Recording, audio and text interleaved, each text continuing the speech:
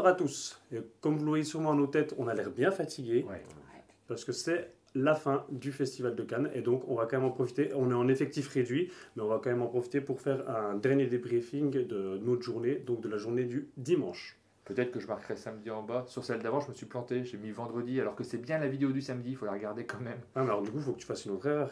Il y aura une erreur dans cette vidéo. On ne sait pas encore laquelle. Peut-être une erreur d'upload, il y a 2 jours. Ça peut être pas mal. Une erreur de son. Bah, alors, Ouais. un problème de son ou Bah une là, c'est erreur l'image en d'affichage. fait, parce qu'on Ça est peut dans la arriver. chambre. Il fait super sombre.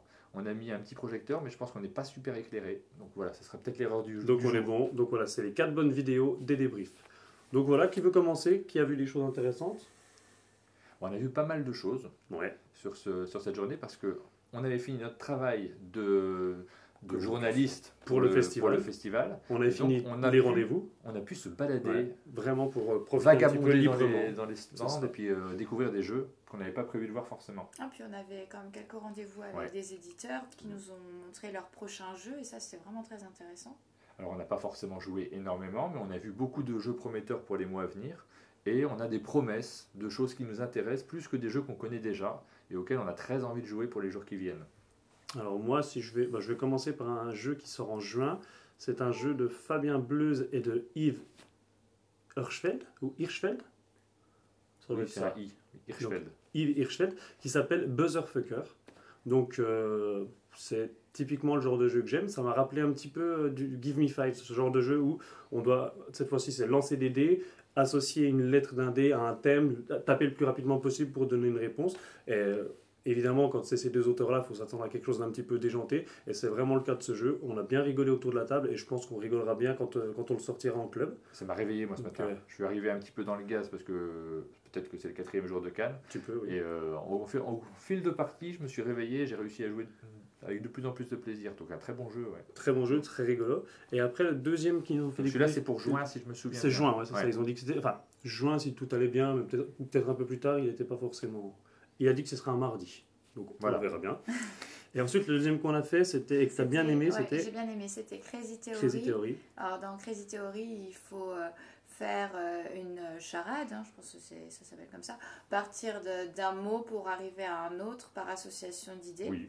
Hein, par exemple, nous on avait... C'est basé sur la théorie du complot. On part d'une idée et on enchaîne sur différentes idées pour arriver à un mot final. Donc ça fait une petite chaîne d'idées qui se répondent les unes aux autres.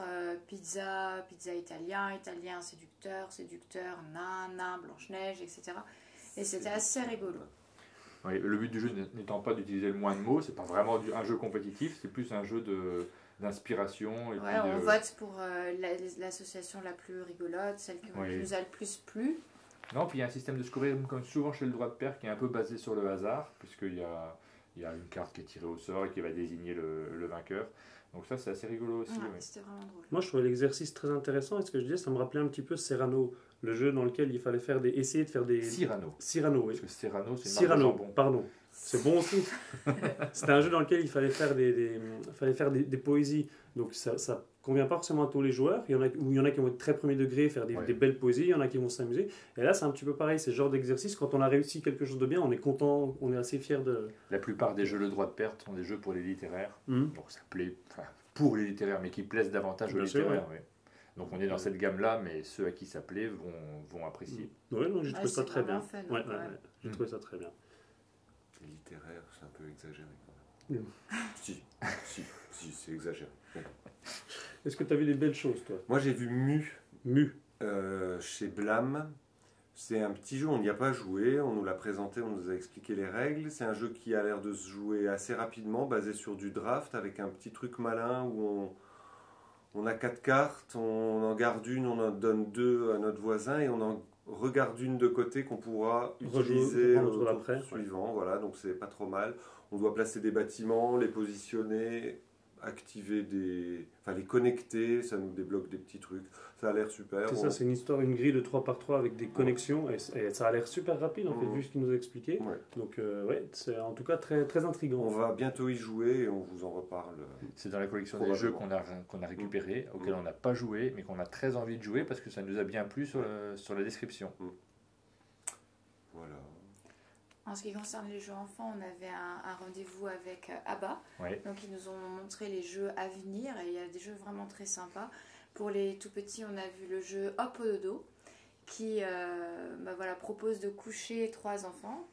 Et il faut les coucher en leur donnant bien tout ce qui leur convient, leur lit, leur couverture, leur oreiller, leur doudou. Mais il y a des petits ralentisseurs parce qu'on peut tomber sur les cartes. J'ai encore envie d'aller boire un coup dans la cuisine, j'ai envie de faire pipi, je voudrais encore une histoire. Et la dernière, je ne sais plus ce que c'était, il y en avait une quatrième. Oui, vas-y. Mais c'est un jeu qui est basé sur le matériel, parce que le matériel permet de jouer un petit peu des petites scénettes. Et il faudrait qu'on vous montre le matériel pour vous expliquer l'intérêt du jeu aussi. Alors c'est pour ça qu'il y aura des photos dans un post à suivre. Donc celui-là était très très bien, mais il y en avait d'autres. Il était très très bien aussi celui-là parce qu'il permet à l'enfant de verbaliser oui. le moment du coucher, qui est des fois facile, mais aussi dans certaines familles pas toujours évident. Mais coucher un enfant, respecter les rituels, c'est important. Donc c'était assez sympa et ça permet à l'enfant de jouer sur une situation, au petit enfant, parce que c'est un jeu qui s'adresse aux enfants de 3 ans à peu près, et ça lui permet de jouer sur une situation bien connue, sa vie quotidienne. Un autre qui nous a bien plu aussi, c'était Mes premiers bobos. Oui. Il me semble, Mes premiers bobos. Et ça raconte une visite chez le docteur. Donc il y a des planches, plusieurs planches, et on part de la salle d'attente et on a terminé le jeu quand on a résolu quand on a fait faire la visite à tous les enfants de la salle d'attente. Et les enfants, ils ont la rougeole ou besoin d'une piqûre. Et il y a un matériel vraiment super sympa parce qu'il y a la trousse du docteur. Il faut se rappeler ce qui est dans la trousse et dont on va avoir besoin pour soigner l'enfant. Il y a aussi l'armoire à pharmacie du cabinet médical dans laquelle il faudra aller chercher par exemple le thermomètre. Et le matériel est sympa parce que le thermomètre, d'un côté, on peut jouer à poser le thermomètre sur la tempe de l'enfant de l'illustration. Et en retournant le thermomètre, il y a l'indication de la température. La crème, d'un côté elle est fermée, de l'autre côté elle est ouverte. Et il n'avait pas encore, mais ils auront dans ce jeu des petits pansements qu'on pourra coller quand on a fait une piqûre et qui se décollent, se recollent, se décollent, se recollent. Donc ils sont réutilisables et même lavables. Donc ça c'était assez sympa pour les petits. Il nous a présenté aussi 2 jeux pour les plus grands. Alors il me semble qu'il y avait un jeu qui s'appelait La famille bric-à-brac. Oui. Et dans La famille bric-à-brac, c'est assez sympa. On voit un salon avec du désordre partout. Ça allie un système de lynx un peu où il faut retrouver les choses sur le sol avec le principe d'un autre jeu. Alors oui, c'est un jeu c'est Rick le Géant, un jeu qui avait gagné l'As d'Or, j'étais dans le jury à l'époque. Ça nous avait énormément plu ce jeu pour les enfants, on avait envie de le mettre en avant avec une carte un peu à la Small World et dans laquelle on se déplace en déplaçant un personnage qui a 2 pas. C'est un principe de compas en fait. Voilà, on le fait se déplacer dans les zones en fonction des cartes dont on dispose. Et ce jeu-là reprend cette mécanique générale. Et on est très content. En améliorant l'ergonomie, puisqu'il y a des petites choses... Oui, il y a une amélioration, mais on est surtout très content parce que quand on a fait gagner l'As d'Or à Rick le Géant, le jeu s'est retrouvé en rupture parce que les Allemands avaient décidé d'arrêter de le faire. Donc le jeu n'a pas profité vraiment de son As d'Or. Et c'est un peu dommage quand on a un prix de ce type-là. Alors je ne sais pas si l'autre gagnera l'As d'Or l'année prochaine, mais on est content que cette mécanique soit enfin disponible en France. Alors il y a un petit système de mémorisation en plus, parce qu'il y a des cartes et quand l'adolescent qui enjambe tout le bazar du salon pour aller d'un endroit à un autre touche à un objet qui appartient aux cartes d'un des joueurs, et son trajet s'arrête et c'est à l'autre de recommencer depuis le début pour essayer d'arriver à l'endroit voulu sans rencontrer d'autres obstacles. Là aussi, il faudra qu'on le montre à partir du matériel et peut-être plutôt en vidéo. On le montrera en article, mais également en vidéo parce que c'est vraiment du matériel qu'il faut visualiser pour le comprendre. C'est très difficile de se projeter à partir de ce qu'on vous explique. Bien sûr, on fera des photos et une vidéo. Et le dernier jeu, c'était La Vallée des Géants.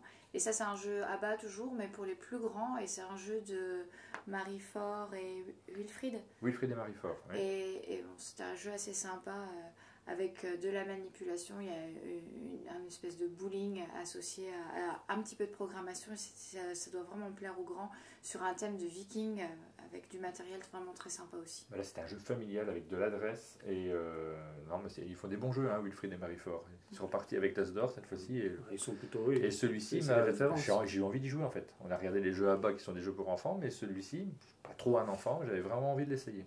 D'accord. Donc ça c'était pour ABBA, c'est ça? Ouais, c'était pour ABBA. Donc c'était pas mal.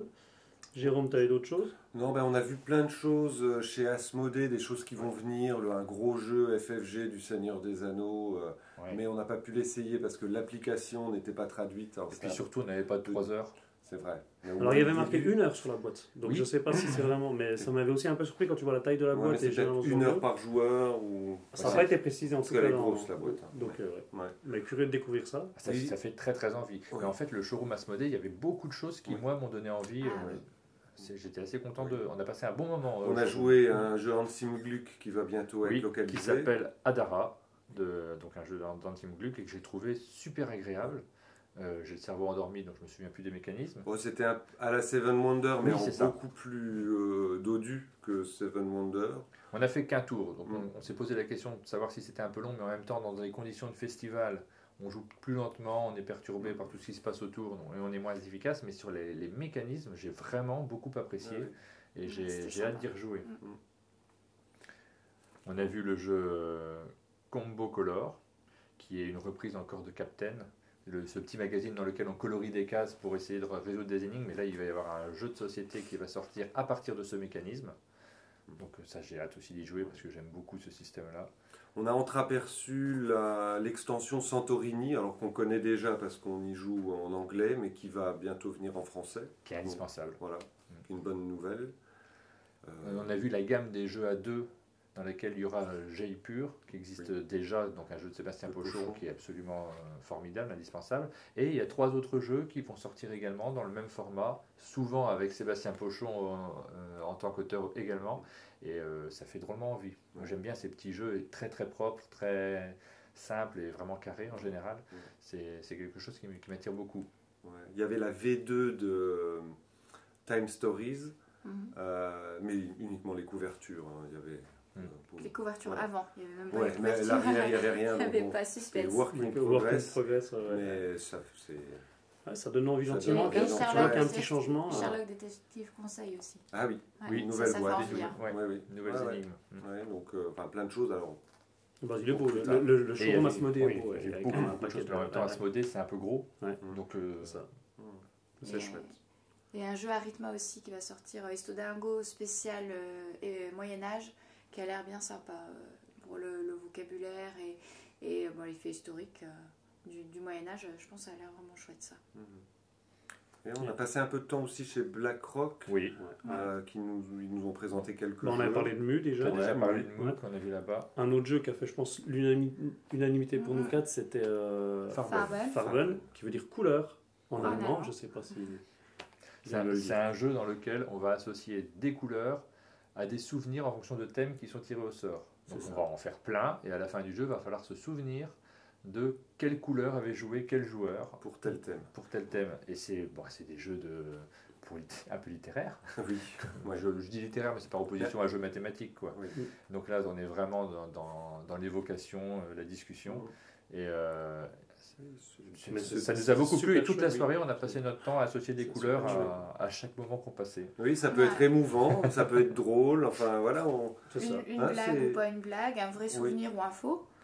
Ouais, au début, je savais pas qu'on pouvait dire des faux souvenirs. Moi, j'étais complètement On n'est honnête. pas là pour les vérifier Ouais. après. Hein. Ouais, c'est Non, vrai. non, c'est un super chouette jeu. Et ça C'est fait- amusant de voir hâte ce d'y dont jouer. on va se rappeler, ce qu'on va complètement oublier. En fait, ça c'était vraiment Et voir rigolo ceux aussi. aux causes se dévoiler un petit peu, à parler de vraies anecdotes ou partir simplement sur des blagues, des choses comme ça. Enfin, c'était une très belle découverte. Ouais. Et l'autre auquel on a joué, c'est Chakra. Oui. C'est ça. Oui. Donc c'est pareil, c'est un déjà très beau jeu, c'est la première chose. Visuellement, il est très beau. Et après, mécaniquement, moi j'ai trouvé ça très intéressant. C'est un jeu de mécanique, donc c'est un jeu de Banquise Édition qui font des jeux assez mécaniques de manière Mhm. générale, Mhm. comme Bubble Pop, l'excellent Bubble Pop, dans Mhm. lequel on va associer des billes de couleurs pour obtenir des points de victoire, hein, Mhm. au final. Ouais, il y a quand même. Moi, j'ai bien aimé l'adéquation entre la mécanique et le thème sur les chakras. Apparemment, c'est un professeur de Reiki qui l'a conçu, donc il a été vigilant à faire coller la théorie à La thématique. voilà, la thématique. La mécanique. Le visuel est très beau. Ouais, c'est C'est vraiment un très beau jeu. Moi, j'ai un gros regret sur ce festival, parce qu'on a eu beaucoup de boulot à faire, et de missions qui se sont superposées les unes aux autres. J'ai quasiment pas fait le off. Je suis passé le premier jour en coup de vent, mais vous avez eu la chance d'y aller un peu plus. Alors nous, on a pu, et c'est un constat que je fais cette année, c'est que donc le off, c'est que des protos, Oui. et notamment les protos du Protolab qui ont été sélectionnés pour le Protolab. Dont on s'occupe. Donc voilà, c'est ça. Donc il y a une 60aine de protos qui ont été Sélectionnés. sont mis en avant, ils ont un espace dédié. Exact. Il y en a une quarantaine qui sont venus via des festivals partenaires. C'est les vainqueurs des concours Voilà. des différents festivals partenaires. Tout au long de l'année, oui. Et les quelques autres, c'est sur une sélection donc, des règles qui nous sont envoyées. Et donc un jury, on est 8 personnes au total, c'est ça. Oui. Et donc, suite à la lecture des règles, on en sélectionne certains. Et nous, ça a été un plaisir pour nous, parce que c'est vrai que c'est quand même du travail de lire les règles, d'en sélectionner certains. Donc quand on a la chance de pouvoir se poser à une table, y jouer, et vraiment constater que les règles qu'on a lues, ça représente bien ce à quoi on s'attendait. Et là, discuter c'est que, avec les auteurs qui ouais. nous Racontent leur expérience. Voilà, racontent leur expérience. Ils nous font aussi des retours sur les contacts qu'ils ont pu avoir avec les éditeurs. Et c'est très très intéressant. Humainement, c'est vraiment très riche. Et la qualité, du coup, Voilà, la qualité globale, je trouvais que c'était des protos déjà bien évolués et des jeux qu'on a envie de voir. Il y en a un, par exemple, qui était un peu proche de Dixit, mais dans lequel, en fait, on devait faire deviner des cartes les yeux fermés, et c'est en touchant la main, en fait, dessus les yeux fermés, en touchant la main avec des objets, on devait lui faire deviner des cartes. Donc ensuite, il ouvre les yeux, il a un parterre de 9 cartes, et il devait deviner quelle carte était visualisée. Et l'effet rendu est super, en fait. On a essayé une partie de ça. Et enfin, globalement, voilà, c'est des prototypes déjà bien avancés, des très bonnes idées. Et pour moi, ça fait partie du plaisir aussi d'être à Cannes, c'est que la journée, on découvre des jeux qui sortent, qui sont déjà sortis ou qui vont sortir, et le soir, des protos qu'on aura peut-être la chance d'avoir l'an prochain ou dans 2 ans, et ça fait partie des belles curiosités du festival. La qualité des protos est vraiment très bonne, ça c'est la première remarque. Et puis la deuxième remarque qu'on pourra faire pour ceux qui veulent présenter des jeux, qui sont auteurs, c'est que les éditeurs nous disent qu'il manque des jeux un peu familiaux dans la sélection. Donc nous, en tant que sélectionneurs, on va faire attention à ce qu'il y en ait pas le plus possible, mais qu'il y en ait dans la sélection, c'est important. Mais il faut aussi, si jamais vous êtes auteur, dites-vous qu'il y a de la place pour les jeux un peu plus familiaux, les jeux qui sont ceux que risquent d'éditer les éditeurs français. des jeux experts, il y en a beaucoup. Il y en a mais plein, des je très pense que bons. beaucoup de passionnés ont envie de faire des Bien jeux sûr. auxquels ils voudraient jouer. Mais alors ça fait beaucoup et tester, c'est vrai que tester un proto où la partie va durer 3 heures, C'est compliqué. c'est compliqué. Et généralement, puis les éditeurs, oui, ils recherchent pas vraiment ça. Il y a peu d'éditeurs en France, les éditeurs de jeux experts sont plutôt à l'étranger. Donc il y a de la place pour des jeux plus familiaux aussi. Et à ce propos, il y a un concours à Besançon qui est centré sur les jeux de moins de 30 minutes.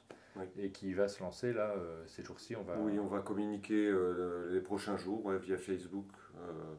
Donc C'est ça quoi, peut être une Ludinam occasion aussi de participer, de gagner le prix de Ludinam déjà, Ouais. et après de participer l'année prochaine au Protolab de Cannes. Ouais, Ludinam, c'est le premier week-end du mois de mai. Voilà. Et voilà. Ok. Ça va être super. Moi, je crois qu'on a fait le tour à peu près. Après, il y a tellement de choses à voir, je pense qu'il y en a qu'on oublie, des curiosités qu'on voit, flâner sur les stands. Mais c'est un vrai plaisir. Mais je pense qu'on a fait le tour. De toute façon, il y a des choses qui reviendront après dans les semaines à venir. Je pense que nous, notamment dans les prochains cartons. Donc, Il va falloir qu'on enregistre 250 cartons là, si on veut traiter tout ce qu'on a ramené et un vu. gros Mais avant, on va se carton. reposer un petit peu. Ouais. Ouais. Alors, pas demain, parce qu'on a le train qui est très tôt. Donc, Donc on se reposera tout de suite et après. En tout cas, merci à vous de nous avoir suivis. J'espère que ça vous a plu. C'est la première fois qu'on essayait ça. Donc, mis à part les problèmes techniques, je pense qu'on a pris vraiment plaisir à faire ça. Donc, à continuer si ça vous a plu. Et on vous dit merci et à bientôt. À Ciao. bientôt. Salut.